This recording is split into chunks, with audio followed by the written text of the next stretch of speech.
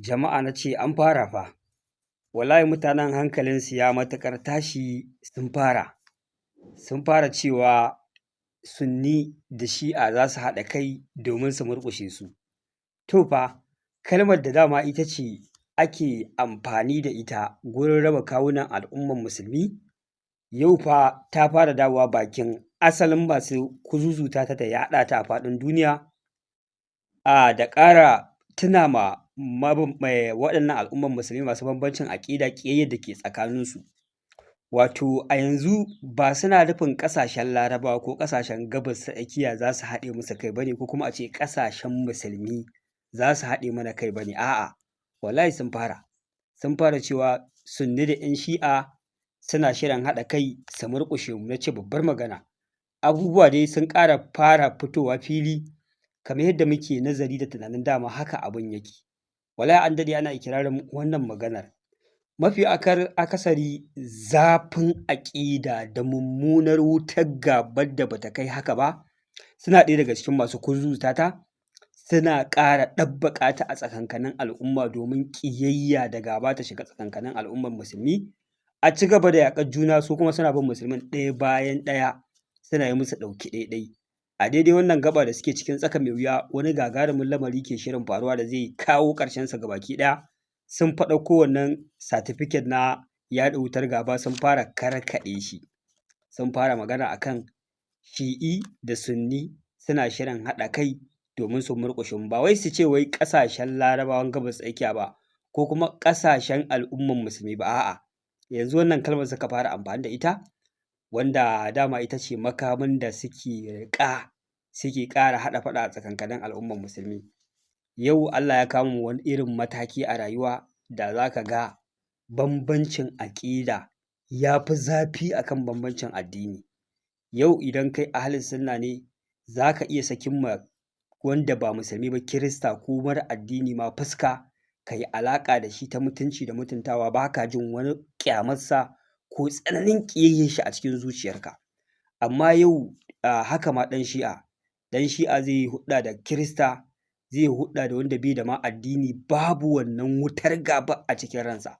Amma da zarar an nuna mai wannan an ce ahlus sunna ne, zai rinƙa jin wannan bai cancanta wata alaƙa ta shiga tsakanina da shi ta mutunci da mutuntawa ko girmama juna ko amana ba. Haka ahlus sunna yake ji a ransa. Sun yi wannan nasarar matuƙa, saboda kun san ana maganar waɗannan aƙidun guda biyu a faɗin duniya su ne majority. Sai ka zo irin Afirka ne kake iya cin karo da irin su ɗarika da sauransu. Amma ana maganar duniya, dama Shi'i da Sunni ne suka fi rabuwa a tsakankanin al'ummar musulmi. To wannan gabar ce take da matuƙar tasiri, ta yadda wutar gabar ta fi wutar gabar tsakaninmu da Kiristoci ko kafiran duniya. Wannan haka yake. Ai shi yasa kuka ga ana yaƙin. Yau idan za a kai ma Saudiyya hari a tarwatsa ta, ɗan Shi'a yana ji Allah ya sa a yi nasara. In za a kai ma Iran hari a tarwatsa ta, ahlus sunna suna ji Allah ya sa a yi nasara. To wannan abun yana da alaƙa fa da aikin da waɗannan mutanen suke na ƙarƙashin ƙasa. Tabbas akwai bambanci na aƙida, akwai saɓani sosai, akwai matsala sosai a tsakankanin juna, amma wutar gabar da assasa ta ƙara ƙarfi da ƙamari, waɗancan mutanen suna ciki, saboda su suka fi cin moriya a haka. Suna sane da cewa idan waɗannan ɓangarorin suka waiwayo suka haɗa kai, tasu fa ta ƙare. To yanzu abin da yake shirin faruwa kenan, wallahi hankalinsu ya tashi. Suna ji kamar ƙarshen duniya ya zo, ko kuma ƙarshensu ya zo. To wannan shi ne. Allah ne yake ikonsa, Allah ne yake nema ya kawo ƙarshen zaluncinsu, da kuma mulkin da suka daɗe suna yi na kama karya, da kuma dabarbaru da suke amfani da su gurin raba kan al'umma, suna yin nasara a kanta. Wannan ina ganin gaɓar da yardar Allah ita ce za ta zamo gaɓa ta ƙarshe ta samun damar ribatar wannan rabuwa, suna tarwatsa ƙasashen al'ummar musulmi. An ce har yanzu dai ƙasar Iran tana ci gaba da yin review a kan batun joining ɗin wannan Islamic NATO ɗin, mu ma mun faɗi yanzu. To muna fata Allah Ubangiji Subhanahu wa ta'ala ya daidaita su. Sai kuma labari na gaba shi ne, jajirtattun kwamandoji guda 5 na ƙasar Iran da suka hana ƙasar Amurka zaune tsaye a yaƙin nan. Yanzu ƙasar Amurka ta sanya zunzurutun tsabar kuɗaɗe dala miliyan 10 kawai in ka ba da bayanan sirri a kan inda za a gan su, ko kuma inda za a cin musu. Ana hasashen suna da matuƙar kusanci da location ɗin da shugaban juyin juya halin ƙasar Iran yake, Mustapha Khamenei. Kamar idan aka kai ga waɗannan jagorori, an kai ga kanshi. Sannan kuma wani ƙarin bayani da ya bayyana shi ne, waɗannan jagorori guda 5 suna da hannu a gagaran nasarar ƙasar Amurka a wannan yaƙi. To yanzu ya za mu kashe su, sai mu dawo kuma mu ci gaba da yaƙi, mu ga su waye za su taimaki ƙasar Iran ta ci gaba da surviving. Ga jerin waɗannan kwamandoji guda 5, akwai Ahmad Bahidi, akwai Ali Abdullahi, akwai Sa'id Agajani, akwai Hamid Reza, akwai Majid Kadami. Waɗannan su ne kwamandoji guda 5 ɗin da ƙasar Amurka ta yi analysis, ta binciko suna ɗaya daga cikin waɗanda suka hana Amurka zaune tsaye a wannan yaƙi, suka hana wasu nasarori samuwa. To yanzu kamar yadda strategy ɗinsu da lissafinsu ya ba su, da za mu hallaka jagororin ƙasar Iran, to ƙasar ta faɗi. To yanzu wannan ɗauki ba daɗin da muke yi da su, muka kasa nasara a kansu, muka kasa tarwatsa ƙasar, da za mu samu mu kashe waɗannan mutane guda 5 ɗin, to nasara za ta samu cikin sauƙi. Jama'a kun ji wani sabon lissafi, babbar magana kenan. To yanzu shi ne aka ce ga dukkan ɗan ƙasa fa, maciyin amana kenan, da ya ba da bayanan sirri a kan waɗannan mutanen, ko ɗaya ka ba da bayanan sirri kana da dala miliyan 10. To duk wanda ya ba da bayanan sirri ga inda za a ga waɗannan mutanen ko location ɗin da suke, to za a ba shi dala miliyan 10. Kun ji fa wata sabuwar barazana kenan. Wannan shi ne sabon lissafin ƙasar Amurka, wanda tun a nan ka san cewa waɗannan mutanen sun riga sun faɗi warwas, sanda sun fara maimaita irin kurakuran da suka yi a baya, na tunanin idan muka kashe jagora kaza, matsalar ta ƙare. To ai sai na ji kamar an ce ƙasar Iran tuntuni ta daɗe da solving ɗin irin wannan issues ɗin a ƙasarta. Yau ya kai nasara. An ce duk kwamanda guda ɗaya idan aka naɗa, akan naɗa irinsa guda 2 ko 3 waɗanda suke jiran mutuwar shi kawai su ɗauka daga inda ya ɗora ya ci gaba. To kuma wani abu shi ne, ta iya yiwuwa waɗannan da za ku kashe ma waɗanda suke bibiyarsu a bayan suka mutu su ɗauki ragamar, sun fi su rashin mutunci, sun fi su izza. Kun ga ƙila ta iya yiwuwa ma ku tsokalo tsuliyar dodo, a ƙaddara ma kun yi nasarar kenan. Na ce to waɗannan dai mutanen da yaƙin nan dai ina ganin prediction ɗin nan da aka taɓa mana tun farko sai fa ya tabbata ba. An ce wannan yaƙin ne zai yi sanadiyar rushewarsu da ƙasƙantarsu a duniya. To fa ina ganin fa duk iya tozarci da ƙasƙancin da muka gani, ba mu ga komai ba. Ina jin original ƙasƙanci yana nan a gaba kenan. Saboda duk abubuwan da suke shiryawa, maimakon ka ga abin ya yi kilikin ya yi nasara, sai ka ga abin ya zama wata mummunar feluwa. Duk wani irin barazana da za ta baka tsoro a ce za a yi nasara ko za a yi wani abu, maimakon ta zama nasarar kawai sai ka ga ta zama feluwa. To wannan shi ne waɗannan dai kwamandoji guda 5. To kai ma za ka zama ɗaya daga cikin maciya amana, ka ba da bayanan sirri, kana da dala miliyan 10, amma na san za ka iya tsintan kanka a masheka, don ka san a wannan ƙasa ba a ɓata lokaci wurin yanke hukuncin kisa ga maciya amana. To wannan shi ne. Ni na san wannan babu wanda zai karɓi tayin nan. Ahmad Bahidi ma yana ɗaya daga cikin kwamandojin ƙasar Iran da aka mai tayin biliyoyin kuɗaɗe. Wannan Ahmad Bahidi ɗin yana ɗaya daga cikin, lallai na yarda, yana ɗaya daga cikin waɗanda suke ba ƙasar Amurka matsala, matuƙar matsala, saboda shi ne kwamandan ƙasar Iran ɗin da aka zawarce shi da biliyoyin kuɗaɗe, da idan ya ba da kai bori ya hau ko ya taimaka aka rusa IRGC, to zai samu waɗannan kuɗaɗen, zai samu safe passage, za a fitar da shi da iyalansa da komai, zai zama kamar ɗan lelen ƙasar Amurka idan ya ba da bayanan sirri aka rusa ƙasarsa. Wanda ya bijire ma wannan umarni na ƙasar Amurka ya ce ina, ai da na miƙa wuya ku ci amanar ƙasata, gwara ni ma ku hallaka ni. Saboda haka wannan tayi da ƙasar Amurka ta yi, ni na tabbatar da babu wanda zai karɓe shi, saboda al'ummar wannan ƙasa na lura kansu a haɗe yake, kuma a shirye suke su ba da rayukansu ga ƙasarsu, balantana kuma a ce wai su karɓi cin hanci yadda suke jin haushin ƙasar Amurka suke fusace da ita. Wannan tayi babu wanda zai karɓa. Sai kuma gagarumar faɗuwa ta gaba. Yau fa ina jin yau masu sauraron labarai yau ranku fari zai yi kawai ina jin. Wannan a karo na biyu shine a gagarumar faɗuwa ta gaba shine batun economic didi, gagarumin takunkumin tattalin arzikin da aka ce a tarihin duniya ba a taɓa sa irinsa ba. To kafin a fara shi ma fa ya faɗi, cewar ministan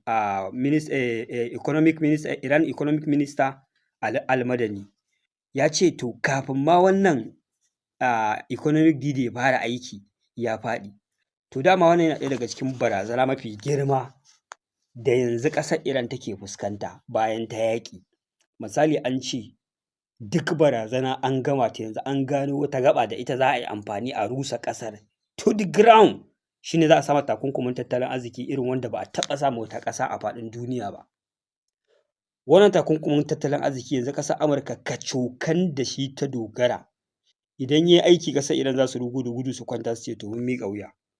To Iran economic minister Ali Al-Madani ya fito fa ya ce fa to fa ƙasar Amurka kun faɗi. Ya ce ai wannan takunkumi sun daɗe suna jiran shi. Sun daɗe suna tunanin dama za a iya saka masa irin shi ya faru a ƙasarsu. To sun ma wannan takunkumi shiri har na tsawon shekara 2 nan gaba, na ce babbar magana. To ina jin shi kenan ƙasar Amurka gwiwunta ya sace kenan. Ka shirya wannan gagarumin tarko a ce amma kafin ma ka shirya already an ma wannan shiri tanaji. Na ce lallai mutanen nan fa yaƙin suke shirya yi a rayuwarsu. Gabaki ɗaya duk wani ƙalubale da shiri na ƙasar Amurka babu wani tanaji da basu masa ba.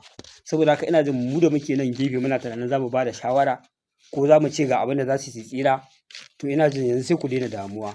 Suna nan suna shirin da kai ya wuce lissafinka, ya wuce tunaninka. Yanzu dai ku duba wannan shine takunkumin da Amurka ke ta kwanzamawa tana labarin za mu karya tattalin arziki, za mu rusa, za mu yi kaza, za mu yi kaza. To yau maganar da ake yi shekara 2 masu zuwa wannan takunkumin ƙasar Iran ta shirya da za ta yi escaping ɗin shi.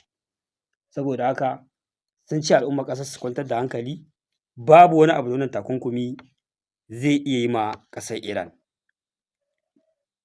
Saboda haka wannan shiri da ƙasar Amurka ta yi kafin ma ta fara yin shi ta riga ta faɗi warwas. To dama dai wannan shine latest labari da yake trending a kafafen sada zumunta na wannan gagarumin shiri da ƙasar Amurka take yi a kan ƙasar Iran.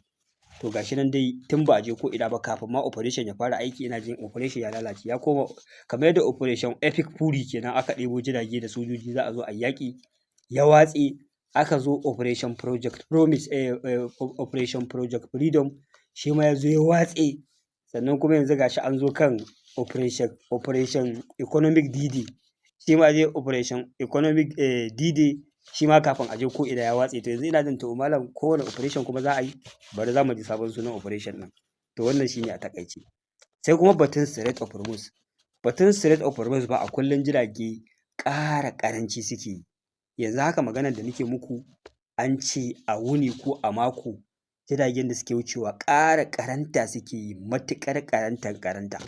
A halin da ake ciki ma dai ƙasar Iran ta ƙara kai ma jirgin Birtaniya hari guda ɗaya da ya zo wucewa ta Strait of Hormuz a ɓangaren Oman. Wannan jirgi an ce an kai masa hari, an tarwatsa injin ɗin wannan jirgi ta yadda ba zai iya gaba ba zai iya baya ba. Wanda Iran ta yi hakan ne domin ta ƙara tabbatar ma da duniya fa we are the boss. Mu ne nan muke riƙe da Strait of Hormuz ba ƙasar Amurka ba. Wannan hanya har yanzu tana ƙarƙashin ikon mu, babu shiga babu fita. To wannan shine. Mutanen nan dai gabaki ɗaya duk abin da suke shiryawa lamari ya zama wasan yara. Al'amari ya cakuɗe. Babu nasara. Wannan shine. Sai magana ta ƙarshe shine ƙasar China ta ƙara yunƙurowa akan batun Falastinu. Ta ɗan ƙara tsoma baki, ta yi kira da lalle ilalla abubuwan da ake yi tura ta fara kaiwa bango. Da kwai yiwuwar wannan lokacin a matsa duniya ta tashi tsaye fa sai an raba waɗannan ƙasashe guda biyu, ko ce an ba su cikakken gashin kanta su ci gaba da mulkin kansu a samu zaman lafiya mai ɗorewa. Wanda ƙasar China, shugaban ƙasar China Xi Jinping ya ce wannan rikici yana faruwa ne a sakamakon wannan taƙaddama take faruwa na waɗannan ƙasashe guda biyu da duniya ta yi baras ta kau da kai ta ƙi yadda ta tsoma baki a kawo ƙarshen wannan fitinar. To ni a wannan gaɓace dama nake ganin sakaci na al'ummar duniya gabaki ɗaya, na ƙasashen al'ummar musulmi. Yau irin wannan barazanar da ake yi ma ƙasar Iran cewa ba za ta mallaki makamin nukiliya ba, da ƙasashen musulmi gaba ɗaya haɗuwa suka yi suka ce su ne za su sa ma ƙasar Amurka ko waɗannan ƙasashe takunkumi irin wannan sai ta yadda an raba waɗannan ƙasashe biyu, dala jama'a yaƙi bai ƙare ba. Wato ta gaskiyar kana kallon ta amma sai kaga al'umma sun yi biris da ita. Yau irin yadda aka ma Iran ƙawanya sai an karya ta saboda tana so ta mallaki makamin nukiliya ko tana sarrafa uranium. To ga waccan ƙasar da take ƙoƙari tana gallaza ma wasu al'umma tana azabtar da su. To me yasa duniya ba za ta mata ca ta sa mata takunkumi sai ta saduda ta miƙa wuya an raba ƙasashen nan guda biyu ba, kowacce an ba ta cikakken gashin kanta.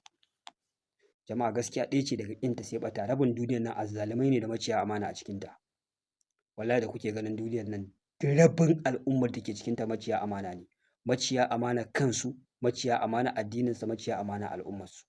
Ga wanda ya kamata a maƙawanya a sa mai takunkumin tattalin arziki a mai barazana da makamai ya miƙa wuya a raba waɗannan ƙasashen guda biyu ko ce ta samu gashi kanta yaƙe-yaƙen nan na tsawon shekaru su zo ƙarshe, amma ba za a mai komai ba sai wata ƙasa da take gefe ita ce za a ce za a mata ƙawanya har da 'yan uwanta musulmi ake ƙoƙarin a karya ta. To wannan shi ne abin da ya sa al'ummar musulmi sai dai mu rinƙa ganin ƙasƙanci da tozarci. Mu rinƙa miƙa wuya ga waɗanda bai kamata mu miƙa wuya a kansu ba. Wallahi jama'a bari in faɗa muku wata gaskiya da ban taɓa faɗa muku ba. Kun ga muguwar ƙiyayyar da Iran take ma kafirai? Wallahi yana ɗaya daga cikin dalilan da ya sa a yaƙe-yaƙen nan gabaki ɗaya yake goyon bayanta. Ni da kai fa mun san matsalar duniya da azzaluman duniya waɗancan mutanen ne. To su Iran matakin da suka ɗauka ba mu ba ku ne kawai, tsakaninmu da ku yaƙi ne kawai, sai dai ku bari mu ci 'yancin gashin kanmu ko kuma a mutu halli ma. Su kuma waɗancan ƙasashen suna sane da ga masu ɗaukar nauyin ana cin zarafin 'yan uwansu musulmi amma kuma suna tare da su. To kun ji inda gaskiyar take. Malam ka karɓi wannan gaskiyar ko ka halaka. Ka santa na santa. Bambancin su kenan. Shi yasa ni nake jin ina goyon bayan waɗannan su yi nasara. Wannan yaƙin insha Allahu sai mun ga nasarar ƙasar Iran akan ƙasar Amurka da Yahudu a ƙarshen sa bi'iznillahi ta'ala. Jama'a yana ɗaya daga cikin dalilin da yasa na goyi bayan ƙasar Iran. Kai ka sani, ni na sani, duk duniya matsala al'ummar musulmi Amurka ce da Yahudu. To a nan tunda ka san haka ko ma wace aƙida kake bi, to dan Allah dan Annabi wanda ya zo zai rusa ƙasashen nan ya kamata ka goyi bayan shi ko bai kamata ka goyi bayan shi ba. Ya kamata ka goyi bayan shi. Kai ka san waɗancan su ne matsalarsu. Kuma su waɗannan sun ɗauki matsaya miƙaƙƙa ta kowace siffa ba maganar haɗa kai. Alwala'u wal bara'un nan kacokan kai ba mu ba ku kawai. Ba alaƙa ta kasuwanci, ba alaƙa ta haɗakar sojoji, ba mutunci ko garinku daban garinmu daban. Al'adar komai namu mun raba da ku kawai. Su kuma waɗancan mutanen musulmi ne, ahlus sunna ne. Muna alfahari da su muna son su, amma jama'a kuma ga su can suna liƙe da masu cutar da musulunci da musulmai a faɗin duniya. Sun ba su sansanin soji, suna zuba hannun jari a cikinsu. Malam alƙali zo ka mana bayani. Wannan shi ne. Allah ya sa mu dace. Amma tunda su ma yanzu sun fara karkatowa, sun ga abubuwan da suke mafi akasari lallai ba za su haifar musu da ɗa mai ido ba. Duk irin gudunmawar da suke ba Amurka, duk irin hannun jarin da suke zubawa, a ƙarshe dai waɗancan mutanen suka fi so a kansu, suka fara karkatowa suka ce to yanzu mu ma mu dawo mu haɗa kai. To jama'a duka a yafe ma juna a zo a haɗa kan a tunkari maƙiya na gaskiya. Domin wannan haɗin kan idan ya tabbata to za ku ga yadda za a fara gaba da gaba da asalin kafircin da musuluncin a ƙarshe. Wannan shi ne magana ta gaskiya. Allah Ubangiji Subhanahu wa ta'ala ya karya zalunci da azzalumai ya ɗaukaka addinin musulunci da musulmai. A nan zan dakata sai a bidiyo na gaba. Assalamu alaikum.